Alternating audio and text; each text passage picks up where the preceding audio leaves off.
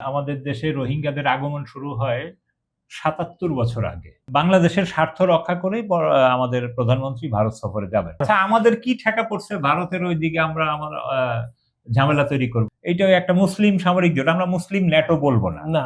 এটা মুসলিম সামরিক জোট তৈরি হতে যাচ্ছে। সুপ্রিয় দর্শক, খবর সংযোগ টক শোতে আপনাদের স্বাগতম। কেমন আছেন আপনারা? নিশ্চয়ই ভালো।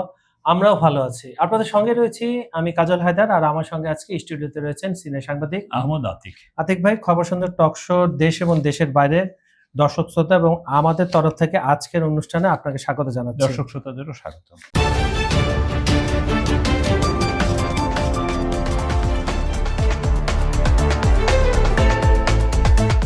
আমি একটু ইউটিউব যারা কমেন্ট করেছেন, অনেক কমেন্ট এসেছে, কিন্তু আমি দুঃখিত যে সময় স্বল্পতার কারণে আমি সব কমেন্ট পড়তে পারছি না। তারপরেও আমি চেষ্টা করব একটু বাড়িয়ে পড়ার জন্য। আমিরুল আজাদ লিখছেন, ওয়াচিং ফ্রম রোম, ইটালি। আপনি রোমে গিয়েছেন? ইটালিতে? জি জি, আচ্ছা। রোম শহরে ভিজিট করেছিলেন? ঐতিহ্য কি হ্যাঁ, রোম তো খুবই পুরনো একটা শহর এবং না, ইটালিয়ানদের সভ্যতা, গ্রিক সভ্যতা হবে কিনা? সরি, হ্যাঁ, ইটালিয়ানদের। হ্যাঁ, আলেকজান্ডার, প্লেটো, হ্যাঁ, গ্রিক, প্লেটো, ইটালিয়ানরা। ওই ইটালি গ্রিক আসলে একই সময় ছিল। আব্দুল সালাম উনি লিখছেন, আসসালামু আলাইকুম কাজল ভাই, আমার মনে হয় সাউন্ডটা কম লাগছে। আচ্ছা, ধন্যবাদ। আজকে সাউন্ডটা বাড়িয়ে, সেদিন আমাদের টেকনিক্যাল কিছু ফল্ট ছিল। ধন্যবাদ, আপনারা এত অ্যাক্টিভ, এজন্য আমার খুব ভালো লাগে আপনাদের সাথে কানেক্ট হওয়ার জন্য। মিস্টার লাভলু লিখছেন, আসসালামু আলাইকুম, কেমন আছেন? সাইপ্রাস প্রবাস থেকে দেখছেন। লাভলু, আপনি সাইপ্রাস যান নাই? না। রাশিয়া? না। যান। আচ্ছা, একসাথে যাবো। আমার রাশিয়া যাওয়ার খুব শখ। এমডি আলম লিখছেন, আসসালামু আলাইকুম, কেমন আছেন ভাইয়া? সময়টা আরেকটু বাড়ানো প্রয়োজন। আমি পাবনা থেকে দেখছি। আজকে না, কিন্তু আগামীকাল থেকে চেষ্টা করবো আমরা। এমডি শুভ লিখছেন, আমি গাজীপুর টঙ্গী থেকে দেখতেছি, আপনাদের আলোচনা খুবই ভালো লাগতেছে, ধন্যবাদ আপনাকে। নজরুল ইসলাম লিখছেন, আতিক ভাইয়ের আলোচনা খুব সুন্দর, আমি নজরুল ইসলাম দুবাই থেকে। ধন্যবাদ। দুবাইয়ের আমাদের যারা ভাই বোনেরা রয়েছে, প্রবাসী ভাই বোনেরা, সবাইকে আমাদের দোয়া রইল, আপনারা আমাদের জন্য দোয়া করবেন। এবার ফেসবুকে কিছু দর্শকের কমেন্ট রয়েছে। রফিক উদ্দিন লিখছেন, উনি থ্যাঙ্কস, চুয়াডাঙ্গা থেকে দেখছেন, ধন্যবাদ আপনাকে। এমডি শহীদুল ইসলাম লিখছেন, ভাই আমি বাংলাদেশের চাঁপাইনবাবগঞ্জ থেকে বলছি, আলহামদুলিল্লাহ, ধন্যবাদ আপনাকে। জুলাস কবি লিখছেন, yes good news friend, yes রিনান, thank you very much. Abdul Wahab লিখছেন, মোহাম্মদ আব্দুল ওয়াহাব চট্টগ্রাম থেকে, ভালো লাগে। আব্দুল ওয়াহাব আমাদের রেগুলার দর্শক, উনি আমাদের টক শো দেখেন, উনি আমাদের প্রোগ্রামগুলো দেখেন, উনি আমাদের লাইভেও থাকেন, ধন্যবাদ আপনাকে। এমডি জিয়াউর রহমান লিখছেন, go ahead Iran, thank you very much.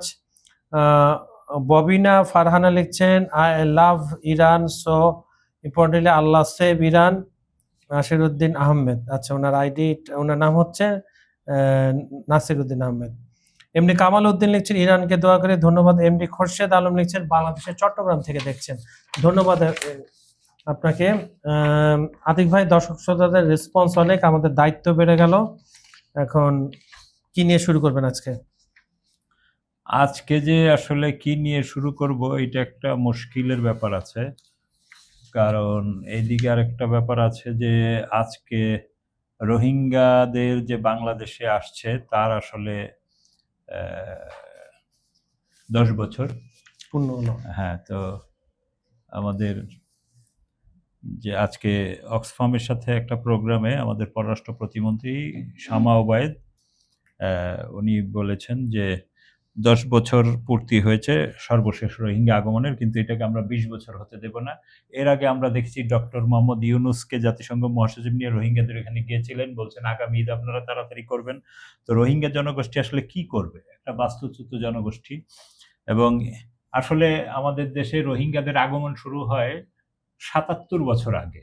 আচ্ছা, এটা 1949 সালে, মানে দ্বিতীয় বিশ্বযুদ্ধের পর থেকেই এটা, এই ভূমিটা ভিন্ন ভিন্ন নামে ছিল। তখন হয়তো পাকিস্তান ছিল, এখন বাংলাদেশ হয়েছে, কিন্তু ৭৭ সাল থেকে প্রথম রোহিঙ্গা আগমন করেছিল 200 জন। হ্যাঁ, মানে ৭৭ সাল না ৭৭ বছর হবে? সরি, 1949 সালে ৭৭ বছর। তো 1949 সালে প্রথম এসেছিল 200 রোহিঙ্গা। এরপর ধাপে ধাপে আস্তে আস্তে বিভিন্ন সময় আসে, কখনোই রোহিঙ্গা আসা বন্ধ ছিল না, সবসময় কিন্তু ওই দিক থেকে এদিকে এসেছে।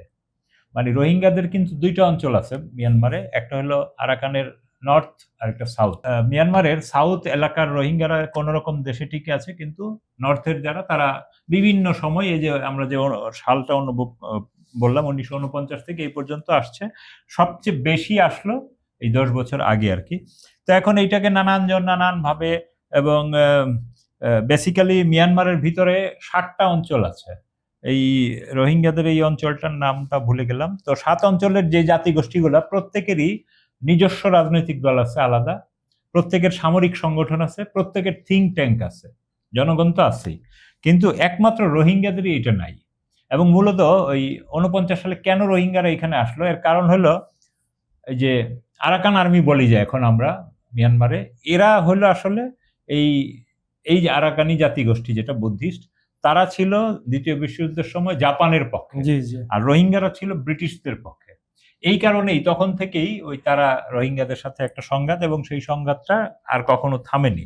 তো রোহিঙ্গাদেরই একমাত্র জাতিগোষ্ঠী মিয়ানমার 135টার মধ্যে এবং 7টা ব্লকের মধ্যে তাদের নিজস্ব সেনাবাহিনী নেই, মানে নিজস্ব আর্মস গ্রুপ নেই। হ্যাঁ, তারপরে তাদের বুদ্ধিবৃত্তিক গ্রুপ নেই, কিন্তু সাম্প্রতিককালে তারা একটা ন্যাশনাল রোহিঙ্গা এরকম কি একটা বানিয়েছে, বানানোর চেষ্টা করছে, কিন্তু প্রথম ইউরোপিয়ান এবং আমেরিকান এরা কেউ চায়নি এটা হোক। তারপরে এটা হয়েছে, এবং এরা বিভিন্ন সময় দেখবেন যে ইংরেজি ফ্ল্যাগে ব্যানার নিয়ে তারা বিদেশি অতিথি গেলে ওইটা প্রদর্শন করে। এবং এই মাসেই মনে হয় তারা যেহেতু 10 বছর পূর্তি, তারা 2টা সেই এলাকায় টেকনাফ এবং উখিয়া সম্ভবত ওই এলাকায় 2টা তাদের মিটিং করবে। 10 বছর হয়েছে তারা এই দেশে আসছে।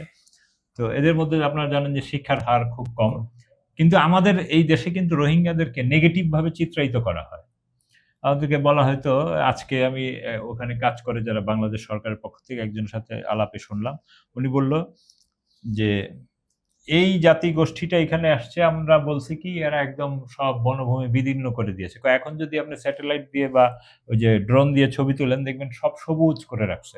তারা নিজেরা নিজেদের জন্য শাকসবজিগুলো উৎপাদন করে, নানান ধরনের শিম গাছ বা লতা জাতীয় গাছ এগুলো ওখানে লাগিয়েছে। ওগুলো সব বাড়ির চালে, কিন্তু ওদের নিজের সবজিটা যেহেতু বাইরের সহায়তা কমে আসছে, তারা কিন্তু নিজ থেকে সলভেন্ট উৎপাদন করছে। হ্যাঁ, তারপরে বলল যে এই যে একটা জাতি এখানে আসছে, এদের উপর নানান অপবাদ দেয়া হয়, এরা পাচারকারী, এরা ড্রাগ ব্যবসায়ী, এগুলা কিন্তু আসলে বাস্তবে কিন্তু এগুলোর সাথে, এবং এরা অপহরণকারী, বিভিন্ন সময় অপহরণকারী, কিন্তু পুলিশ যেসব ঘটনাগুলো চক আউট করছে, এতে দেখা যায় আসলে ওরা না, স্থানীয় বাংলাদেশিরাই এই অপকর্মগুলো করে দোষটা ওদের ঘাড়ে চাপিয়ে দেয়।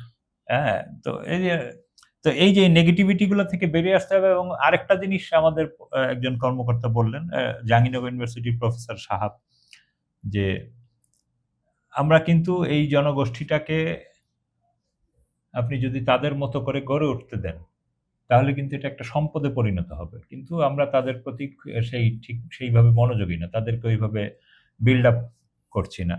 হ্যাঁ, কারণ তাদেরকে যদি আপনি এইভাবেই ফেলে রাখেন, তখন কিন্তু এটা একটা অথর্ব সম্প্রদায় এবং আরো লেস তৈরি হয়ে যাবে।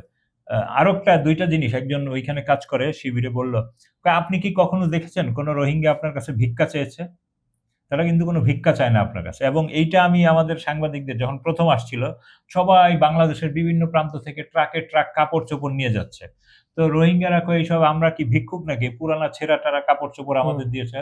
তখন আরেকজন বলল যে, আমি আসার সময় দেখছি এই সব ট্রাকে করে নানান পুরনো কাপড় সব রাস্তার 2 পাশে ফেলে রাখা হয়েছে। কারণ আপনি কি তাদের ভিক্ষুক মনে করছেন? একদম একটা দেশ থেকে তারা উচ্ছিষ্ট, মানে ওখান থেকে উচ্ছেদ হয়েছে বইলে আপনি তারা একদম ভিক্ষুকের মতো ট্রিট করতেছেন। এবং বাংলাদেশীরা তাদেরকে যে ট্রিট করছে, এইটাও একটা রং ট্রিটমেন্ট আরকি। হ্যাঁ?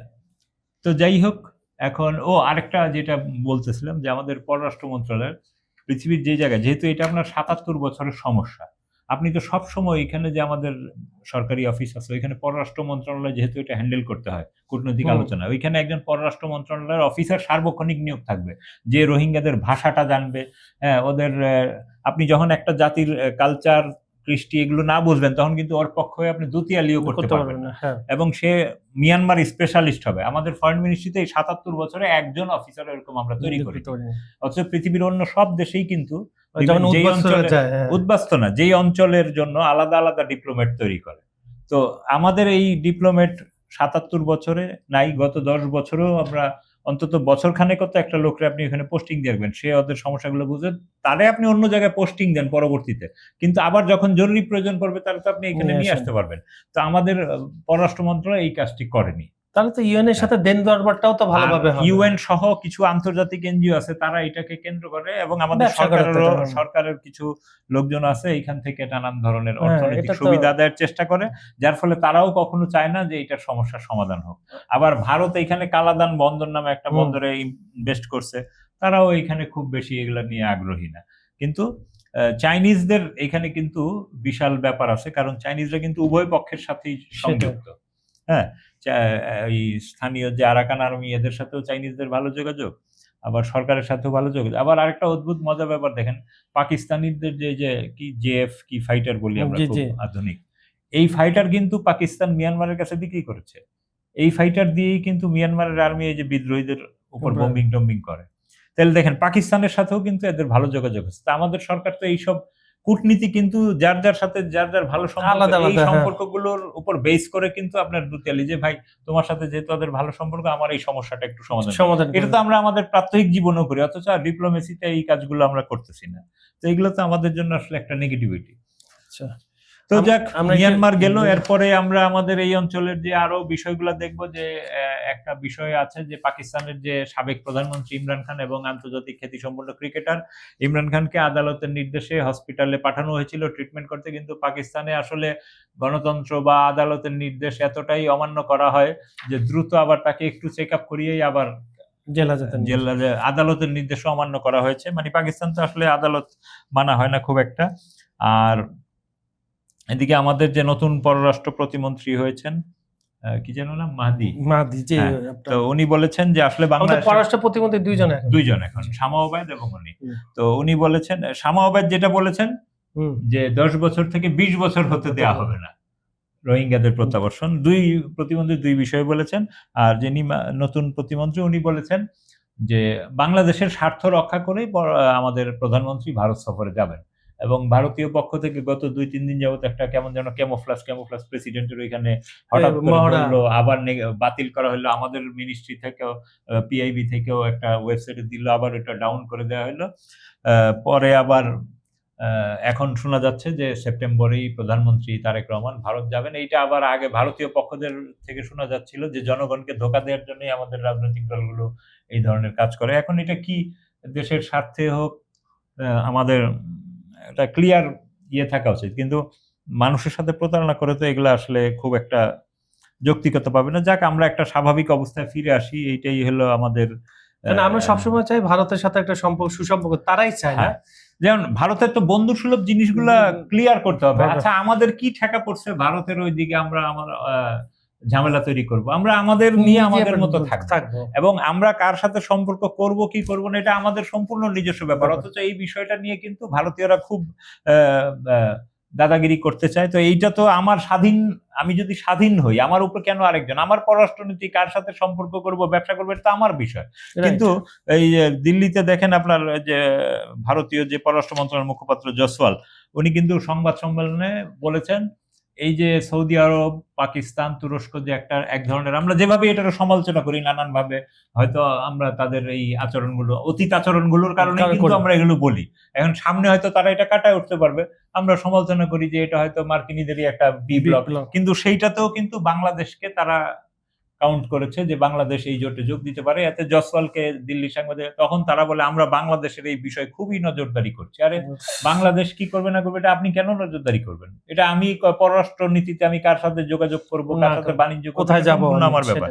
ঠিক এইটা যেমন বাংলাদেশ এই মক্কা জোটে যোগ দিতে পারে, এটা একটা সম্ভাবনা। আবার একই সাথে যে ইরানের যে পররাষ্ট্র মন্ত্রণালয়ের মুখপাত্র, না, ইরানের পার্লামেন্টের একটা সংবাদ সংস্থা আছে, সেটার প্রধান মেহেদি রাহিমি আল মায়াদিন টিভি চ্যানেলের সাথে সাক্ষাৎকারে বলেছেন যে মক্কা চুক্তিতে যোগ দিতে সৌদি আরবের পক্ষ থেকে তাদেরকেও আমন্ত্রণ জানানো হয়েছে। তাইলে কিন্তু এইটাও একটা মুসলিম সামরিক জোট, আমরা মুসলিম ন্যাটো বলবো না, এটা মুসলিম সামরিক জোট তৈরি হতে যাচ্ছে। এবং এই মুসলিম সামরিক জোট অলরেডি সারা পৃথিবীতে একটা কিন্তু ভাইব্রেশন দিতে পারছে, একটা ঝাঁকি দিতে পারছে। এই যে যেমন ভারতের উপর ঝাঁকি হয়েছে এবং ইসরায়েলের উপরও ঝাঁকি হয়েছে। আপনি খেয়াল করেন, ইসরায়েলিরা কিন্তু টার্কিশ সামরিক অবস্থানে হামলা করছে, এবং ইসরায়েলি যে প্রাইম মিনিস্টার সহ তাদের যে সংবাদ মাধ্যমগুলো বলা হয়েছে যে তারা আসলে এগুলা খুব বেছে শুনেই টার্কিশ বেজে হামলা করছেন। যেহেতু আমেরিকাও ন্যাটো জোটের অন্যতম প্রধান রাষ্ট্র, সে তার 13টা ঘাঁটিতে ইরানিরা হামলা করে একদম ছাই করে দিয়েছে, কিন্তু ন্যাটো সেইখানে কোনো প্রশ্ন করতে মানে সহযোগিতা করতে পারেনি। কারণ কি? কারণ ন্যাটোর যে আর্টিকেল আছে মূল ভূখণ্ডে আঘাত হানতে হবে, বেইজে। তো ইসরায়েলিরাও বলতেছে যে মক্কা যে জোট হয়েছে সেইখানে টার্কি, পাকিস্তান, সৌদি আরবের যে প্রাথমিক যে এগ্রিমেন্ট হয়েছে সেইখানে তারা ওই রকমই একটা শর্ত রেখেছে যে এক ভূখণ্ডে আঘাত হানলে। তো টার্কির যে সিরিয়ার বেজ বা টার্কির যে সোমালিয়াতে বেজ আছে, টার্কির সাইপ্রাসে, টার্কি সাইপ্রিয়ট ওইখানে বেজ আছে, তারপরে কাতারে বেজ আছে, এরকম আরো কয়েকটা জায়গায়, আফ্রিকারও দুই একটা জায়গায় বেজ আছে। ইসরায়েল বলছে যে আমরা অনেক গবেষণা করে দেখেছি যে এইসব জায়গায় যদি আমরা হামলা করি, পাকিস্তান কিংবা সৌদি আরব তুরস্কের সহযোগী হবে না। কারণ কি? তাদের চুক্তি তো এটা নাই মূল ভূখণ্ডে। এই জন্য টার্কি খুব মজার করে, এবং নেতানিয়াহু কিন্তু আসলে একটা যুদ্ধবাজ নেতা। তার মূল টার্গেটই যুদ্ধ। গত 50 বছরে সে ইরানের বিরুদ্ধে যুদ্ধের প্রস্তুতি নিয়েছে এবং ইরানের উপর সে আক্রমণ করেছে। তারপরেও সে হারলো কি জিতলো সেইটা তার সাবজেক্ট না। সে কইলো আমি যুদ্ধ চালিয়ে যাব, কারণ সামনে তার ইলেকশন সম্ভবত অক্টোবর বা অক্টোবরে। তো এই অক্টোবরের ইলেকশনের সে যদি এখন আবার টার্কিকে যুদ্ধে জড়াতে পারে, অথচ এই টার্কি কিন্তু ইসরায়েলের লাইফলাইন তেল সরবরাহ করে আজারবাইজান থেকে নিয়ে নানান ধরনের ব্যবসা বাণিজ্য, এবং যুদ্ধের পর এটা টার্কিশরাই বলে, টার্কি সংবাদ মাধ্যমে পার্লামেন্টে আলোচনা হয়, এটা আরো দ্বিগুণ হয়েছে। অথচ সেই টার্কির বেইজে হামলা করতে ইসরায়েল কিন্তু নেতানিয়াহু দ্বিধা করেনি, এবং তার একটা অভ্যাস বা বক্তব্য হলো যে এই হামলা করলে এটা তার ইলেকশনে জিতার জন্য একটা ভালো কাজ হবে, এই জন্য সে এটা করেছে। আর আপনি যেটা বলেন ন্যাটোতেও কিন্তু আর্টিকেল হয় একই, আপনার ভূখণ্ডে আঘাত হানবে। এই কারণেই তো যে আমেরিকার পক্ষে ন্যাটো সরাসরি আসতে পারেনি, গোপনে সহায়তা করেছে। আর একইভাবে আমরা দেখি যে এই যে রাশিয়া ইউক্রেন যুদ্ধে আপনার নরওয়ে ইউক্রেনকে নতুন করে 8,500 কোটি নরওয়েজিয়ান ক্রোনার বা 9.2 বিলিয়ন মার্কিন ডলার, যেটা বাংলাদেশি টাকায় 1,12,000 কোটি টাকা, আজকে নরওয়ের যে প্রাইম মিনিস্টার সে ঘোষণা দিয়েছে যে এটা ইউক্রেনকে সরবরাহ করবে রাশিয়ার বিরুদ্ধে যুদ্ধ করার জন্য, এবং এর মধ্যে 7.5 বিলিয়ন ডলার হলো সামরিক আর বাকিটা বেসামরিক। তো এই যে দেখেন, তারা কিন্তু কোনোটায়, তারা সব জায়গায় মানে প্রো ইরান শক্তি বা ইরানের সহযোগী শক্তি, এই গ্রুপটাকে রাশিয়া, চীন, ইরান এইসব জায়গায় আক্রমণ করেই যাচ্ছে। হ্যাঁ, তারপরে আগামীকাল যাচ্ছেন পাকিস্তানের যে সেনাপ্রধান ফিল্ড মার্শাল আসিফ মনির, উনি ইরান সফরে যাচ্ছেন। সেইখানে উনি মার্কিন বার্তা ইরানিদের কাছে সেটাই আমি বলতে যাচ্ছিলাম আপনাদের। আর এদিকে আরো মজার ব্যাপার হলো সিরিয়ার যে নতুন গভর্নমেন্ট, জোলানির যে পররাষ্ট্রমন্ত্রী, বা আমরা সিরিয়ার পররাষ্ট্রমন্ত্রী ধরি, জোলানি বা সিরিয়া যেটাই হোক, 17 বছর পরে পাকিস্তান সফরে গেছেন গতকাল, এবং সেইখানে তিনি পাকিস্তানের পররাষ্ট্রমন্ত্রীকে রিকোয়েস্ট করেছেন ইরানের সাথে যেন তাদের সম্পর্ক উন্নয়নের বিষয়টা একটু আলোচনা করে। আবার এদিকে ইরানের সাথে টার্কিশ এবং আপনার মিশরের পররাষ্ট্রমন্ত্রী টেলি সংলাপ হয়েছে। এইসব বিষয়ে তারা এই যে মক্কা জোট এবং পশ্চিম এশিয়ার সংঘাত, এগুলো নানান আন্তর্জাতিক বিষয়গুলি, ফিলিস্তিনি বিষয়গুলি নিয়ে তারা আলোচনা করেছেন।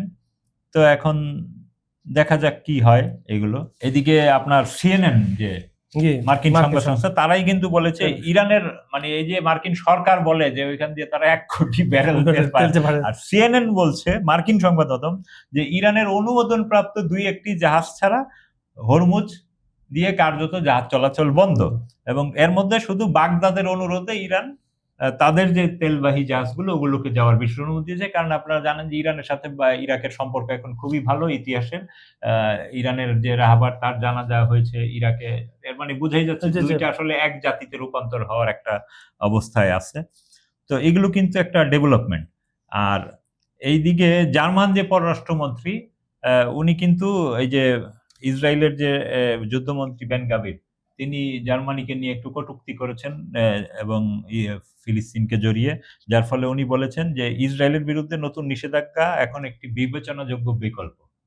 মানে তারা তো আর ইসরায়েলের আক্রমণ করতে পারবে না, তারা একটা নানান ধরনের আমেরিকা যেমন দেয় ওইটা।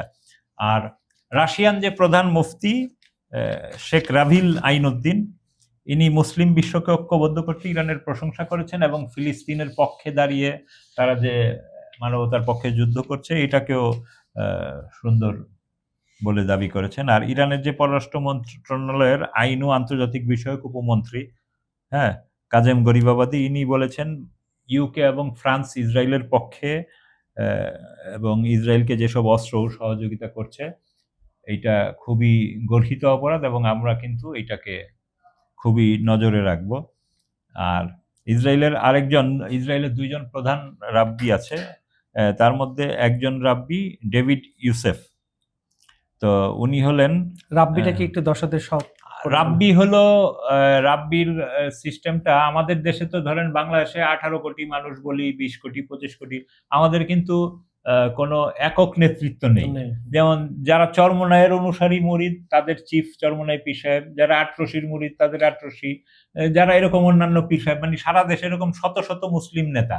আর সারা পৃথিবীতে সুন্নি ওয়ার্ল্ডেও মুসলমানদের এরকম একক নেতৃত্ব নেই। তবে ভারতের দিকে যদি আপনারা তাকান তাইলে কিছুটা বোঝা যাবে যে ভারতের যে দিল্লি জামে মসজিদের ইমাম উনাকে কিন্তু সারা ভারতে মুসলমানরা একটা সম্মানের চোখে দেখে। উনি যদি নির্বাচন বা অন্য কিছু নিয়ে কোনো বক্তব্য দেন সেইটাও।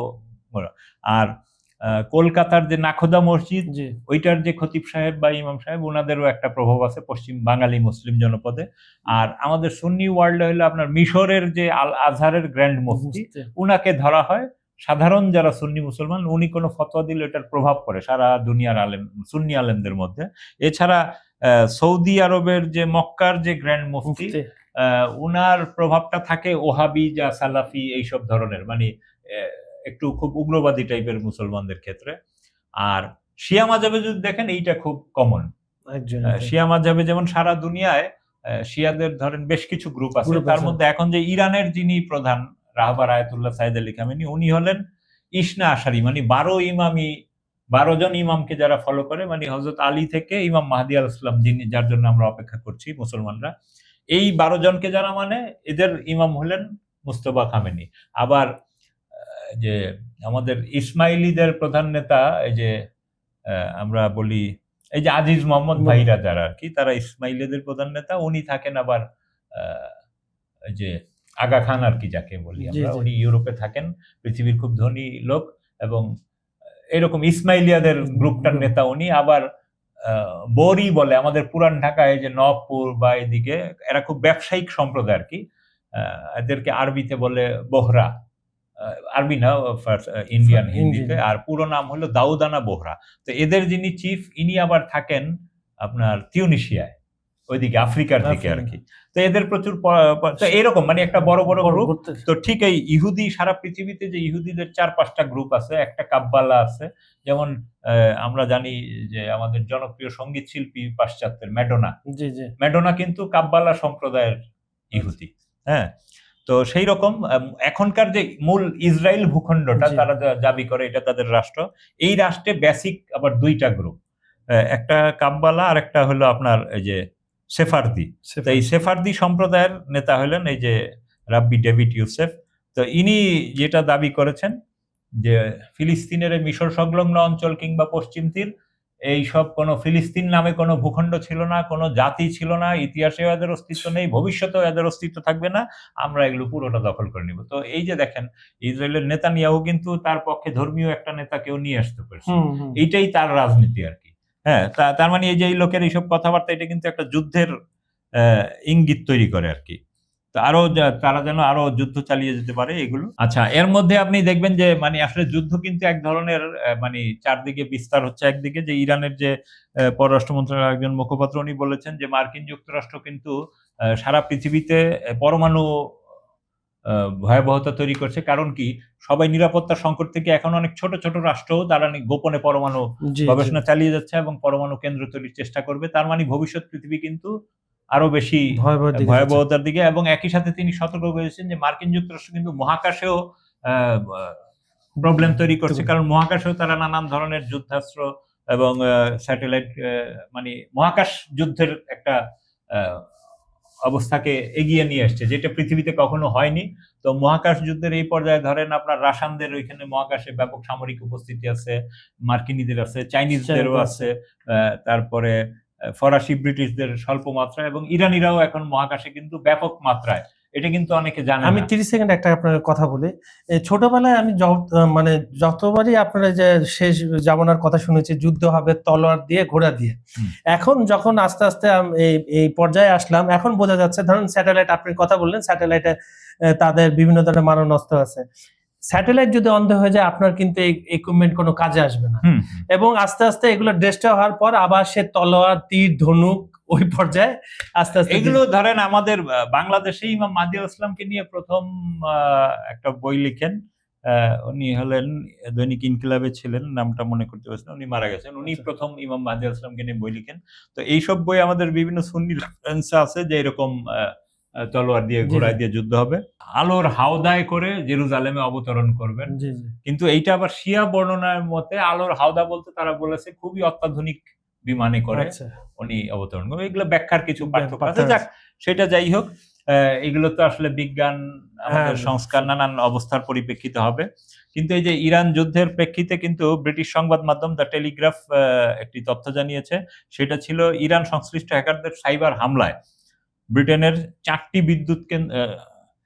বিদ্যুৎ কেন্দ্র 4 দিন পুরোপুরি বন্ধ ছিল। তার মানে এই যে দেখেন, ভিতরের খবর কিন্তু প্রকাশ পাচ্ছে না, অনেক পরে। হ্যাঁ, তারা বলতেছে এইটা প্রতিবেদন অনুযায়ী গত মাসে এই হ্যাকাররা হামলাটি চালায় এবং এরপরে বিদ্যুৎ কেন্দ্রটি বন্ধ হয়ে যায় এবং পরে কর্মীরা টানা কাজ করে এর কার্যক্রম চালু করেন। তার মানে এই যে ভিতরে কিন্তু নানান ধরনের সাইবার হামলায় অনেক ধরনের ঘটনা ঘটছে, যেগুলাকে ওরা অনেক দিন পরে প্রকাশ করছে। এবং যুক্তরাষ্ট্রেরও বিভিন্ন পানি অবকাঠামোতে ধারাবাহিক সাইবার হামলার ঘটনা ঘটে এবং দেশটির 12টি অঙ্গরাজ্যের বিভিন্ন স্থাপনা এইসব হামলার শিকার। তার মানে মার্কিন যুক্তরাষ্ট্র এতদিন পরে এগুলো জানাচ্ছে।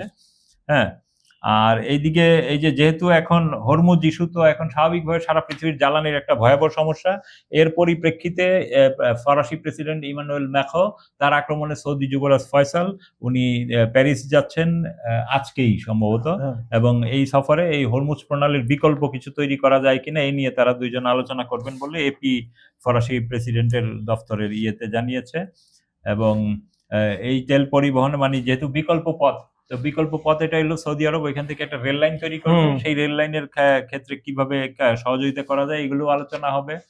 আর ইরানের পক্ষ থেকে যেটা বিশেষভাবে ইরানের যে জাতীয় নিরাপত্তা পরিষদের প্রধান মোহসেন রেজাই উনি রাষ্ট্রীয় টেলিভিশনে দেওয়া সাক্ষাৎকারে বলেছেন, যুক্তরাষ্ট্রের আরোপ করা এই অর্থনৈতিক নিষেধাজ্ঞায় যারা যোগ দিবে তাদেরকেই শত্রু দেশ হিসেবে বিবেচনা করা হবে, এবং সেটা যেই দেশই হোক। এবং এই যে মার্কিন যুক্তরাষ্ট্র যে অর্থনৈতিক যুদ্ধের কথা বলছে ইরানের বিরুদ্ধে, হ্যাঁ, এইটা নিয়েও মহসিন রেজাই কথা বলেছেন এবং ইরানের অন্যান্যরা কথা বলেছেন যে এই অর্থনৈতিক যুদ্ধ বলতে আমরা কিন্তু এখনো মার্কিনীদের কোনো অর্থনৈতিক স্থাপনায় হামলা করিনি, আমরা শুধু সামরিক কাঠামো লক্ষ্যবস্তু করেছি। এবং এই অর্থনৈতিক যুদ্ধের মধ্যে এখন তারা মার্কিনীদের যে তেল স্থাপনা, মিডিল ইস্টে বিভিন্ন তেল জায়গায় ওদের বিনিয়োগ আছে, ওদের কোম্পানিগুলো আছে, এগুলা জায়গায় হামলা করবে এবং মার্কিনীদের অর্থনৈতিক ক্ষতি হবে, এইরকম জায়গায় তারা আক্রমণ চালাবে। তো এইটা কিন্তু একটা নতুন মাত্রায় চলে যাবে যুদ্ধের ফলে। আর ট্রাম্প যথারীতি আবারও হরমুজকে তাদের ভূখণ্ড দেখিয়ে ম্যাপ ছেড়েছেন। আবার উল্টা দিকে আপনি কানাডায় দেখতে পাবেন, কানাডানদের সাথে যে মার্কিনীদের সারা পৃথিবীর সাথে শুল্ক যুদ্ধ চলছে, তার মধ্যে কানাডা তো তার বৃহৎ প্রতিবেশী পাশাপাশি এবং মার্কিন পন্থী দেশ। হ্যাঁ, তো কানাডাও কিন্তু ট্রাম্পের আরোপ করা 50% শুল্কের জবাবে তারাও পাল্টা শুল্ক আরোপের ঘোষণা দিয়েছে, এবং এটা আগামী 8ই সেপ্টেম্বর থেকে যুক্তরাষ্ট্রের স্টিল এবং ইলেকট্রনিক্স সহ বিভিন্ন পণ্যে নতুন এই শুল্ক তারা কার্যকর করবে। এর আগে গত শুক্রবার পর্যন্ত এই বাণিজ্য চুক্তি নিয়ে দুই দেশের মধ্যে আলোচনা চললেও কোনো সমঝোতা হয়নি। উল্টো কানাডার উপর নতুন করে 50% শুল্ক আরোপ করে ট্রাম্প। তো এর ফলে বাণিজ্যিক অংশীদার এবং দুই মিত্র দেশের সম্পর্ক আরো উত্তপ্ত হয়ে উঠেছে, এবং একই সঙ্গে যুক্তরাষ্ট্র, মেক্সিকো, কানাডার মধ্যে বাণিজ্য চুক্তির ভবিষ্যৎ নিয়ে অনিশ্চয়তা তৈরি হয়েছে। এবং আপনি দেখবেন যে ইরানের প্রেসিডেন্ট পেজেশকিয়ান ওনার আরেকটা বিষয় দিয়ে শেষ করে, উনি কিন্তু এই মার্কিনীদের বলেছেন যে এই অর্থনৈতিক যে যুদ্ধ, এই যুদ্ধে অবশ্যই আমরা বিজয়ী হব। আবার আমাদের বাংলাদেশ দিয়ে যদি দেখি, আমাদের বাংলাদেশের নতুন যে নির্বাচিত রাষ্ট্রপতি হয়েছেন মির্জা ফখরুল ইসলাম আলমগীর, ওনাকেও তিনি সাধুবাদ জানিয়েছেন এবং শুভেচ্ছা জানিয়েছেন এবং একই সাথে ইরান সফরের আমন্ত্রণ জানিয়েছেন। ধন্যবাদ আতিক ভাই আপনাকে, আজকে খুব সুন্দর বিশদভাবে আপনি প্রতিটা বিষয় আলোচনা করলেন। আশা করি দর্শকরা সহজভাবে বুঝতে পেরেছেন। তারপরেও যদি কোনো একটা বিষয় আপনারা জানতে চান আজকে, সেটা আপনারা ভালোভাবে ব্যাখ্যাটা পাননি, অবশ্যই আমাদের কমেন্টে জানাবেন, আমরা চেষ্টা করব পরবর্তী অনুষ্ঠানে সেটা নিয়ে আরো বিস্তারিত আলাপ আলোচনা করার জন্য। আমাদের ভিডিওগুলো সম্পূর্ণ দেখে লাইক, কমেন্ট, শেয়ার করবেন। পৃথিবীর কোন প্রান্ত থেকে আমাদের অনুষ্ঠানটা আপনারা দেখছেন সেটা কমেন্টে লিখে পাঠান। আন্তর্জাতিক অঙ্গনের যে কোনো বিষয় নিয়ে আপনারা জানতে চাইলে আমাদেরকে ইমেল করতে পারেন, আমাদের কমেন্টে সে বিষয়ে লিখতে পারেন। প্রমোশন ও বিজ্ঞাপনের জন্য ডেসক্রিপশনে কিছু নাম্বার দেওয়া আছে, সেখানে আপনারা যোগাযোগ করতে পারেন। এই বলে আজকের মতো অনুষ্ঠানটা এখানে শেষ করছি। সবাই ভালো থাকবেন, সুস্থ থাকবেন। আল্লাহ হাফেজ।